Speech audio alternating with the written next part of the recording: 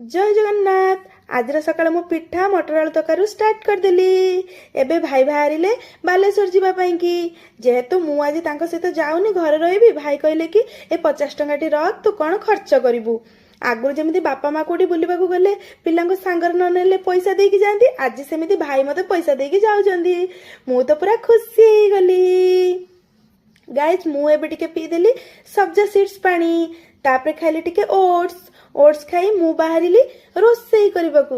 अरे आपण भावुछन मु रोसई करछि? नाई नाई, आमे समस्त मिसिके रोसई करूछु। कौन भावुछन कि कौन से भोजी करूछु? नाई नाई, किछि भोजी होउनी। एटा लोकंकु खाइबा देबा पई रोसई होउछि। हमर यूट्यूब रु होउतबा इनकम पैसा को आमे माने चाहू कि सोशल रे कोनोसी लोकंक हेल्प पाई लागू, सेति पई आमे खाइबा रोसई करछु तांको खाइबा देबा पई कि। गाइज एपटे कौन देई रागी की पड़े ना कौन? अरे नाई नाई, देई केते दिन हम स्कूटी चले ना से स्कूटी चलाउथिले। तांको पुणी स्कूटी चलेबार हेल्प करथिला गोटे दुर्बलिया मनीष जी तांको स्कूटी बुलेबार हेल्प करछि, किंतु तांको स्कूटी बुले ही पारुनी। अरे छाड़, देई एबे हमर कसाकसी करिबारे लागी पड़िले। एपटे हमर पैकिंग हेलानी। गाइज एबे फाइनली हमर पूरा पैकिंग सरी आसलानी।